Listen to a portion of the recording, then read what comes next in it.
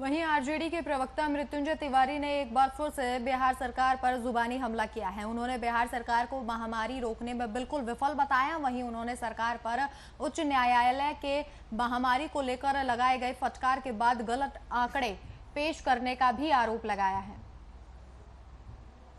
के कड़ी फटकार के बाद भी बेशर्म बिहार की सरकार अभी भी इस संकट काल में भी राजनीति कर रही है, अपनी छवि बचाने की कोशिश कर रही है और गलत आंकड़े दे रही है। बिहार सरकार को जिस तरह से माननीय उच्च न्यायालय ने फटकार लगाई है, यह दिखाता है कि सरकार पूरी तरह से नाकाम साबित हुई है इस संकट काल में, विपदा के समय महामारी को रोकने में। सरकार कोई सुविधा जनता को मुहैया नहीं करा पा रही है। सरकार ने बिल्कुल ही हाथ खड़े कर दिए हैं। सरकार को जवाब देना पड़ेगा, सरकार की जवाबदेही जिम्मेवारी है। इस नाकारे और नाकाम सरकार के खिलाफ माननीय उच्च न्यायालय ने जो टिप्पणी की है, जो लोग जंगल राज की राग अलापते थे। इस खबर पर जानकारी साझा करने के लिए हमारे संवाददाता अनिल कुमार फोन लाइन पर मौजूद हैं। अनिल, जिस तरीके से लगातार बिहार सरकार पर विपक्ष हमलावर है और अब लगातार ये भी यहाँ आरोप लगाया जा रहा है कि जो सरकार है वो गलत आंकड़े भी पेश कर रही है कोरोना को लेकर।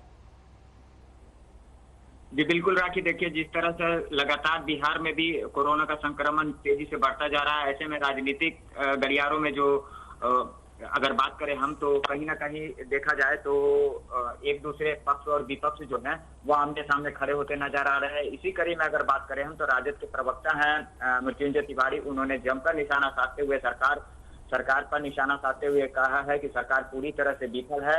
माननीय उच्च न्यायालय के आदेश के बाद ही कहीं ना कहीं महामारी रोकने के लिए जो फटकार लगाई गई थी, जिसके बाद सरकार जागी है और लगातार महामारी को रोकने के लिए कार्य कर रही है। लेकिन बावजूद इसके अभी भी मृत्युंजय तिवारी का साफ तौर पे कहना है कि सरकार इसमें पूरी तरह से विफल है। अस्पतालों में बेडों की कमी है, कहीं ऑक्सीजन नहीं है, तो कहीं दवाओं की भी आपूर्ति जो है सही ढंग से नहीं हो रही है। तो ऐसे में कहीं ना कहीं मृत्युंजय तिवारी राजद के प्रवक्ता जो है वो अब सरकार को घेरते हुए नजर आ रहे हैं और कहीं ना कहीं अगर बात करें हम, तो वो ये कहते हुए नजर आ रहे हैं कि माननीय उच्च न्यायालय के फटकार के बाद ही सरकार जागी है। लेकिन ये जितने भी कोरोना महामारी में गाइडलाइन की जो भी नियमों को लागू किया गया है, वहीं जितने भी व्यवस्थाएं की गई है, वो कहीं ना कहीं इसमें सरकार विफल नजर आ रही है।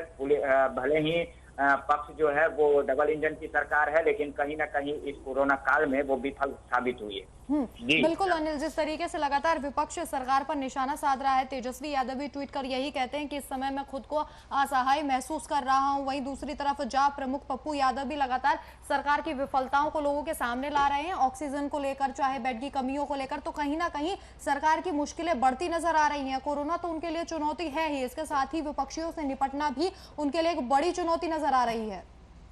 जी बिल्कुल राखी, अगर देखा जाए तो कहीं ना कहीं पक्ष और विपक्ष दोनों को अब एकजुट होना पड़ेगा, ताकि इस संक्रमण काल में संक्रमण के फैलते स्तर को रोकने की जरूरत है, न कि पक्ष और विपक्ष दोनों आमने सामने खड़े हो।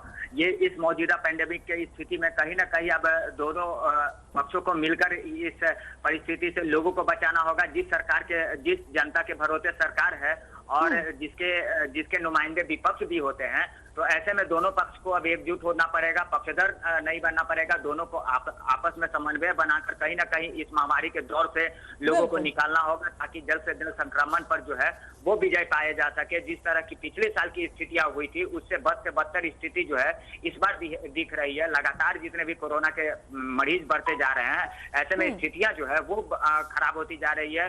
सरकार ने जारी किया है कि जिस तरीके की हालात अभी बिहार में बने हुए हैं, पक्ष और विपक्ष को एकजुट होना बहुत जरूरी है, तभी कोरोना पर जीत हासिल की जाएगी। तमाम जानकारी हमारे साथ साझा करने के लिए आपका शुक्रिया।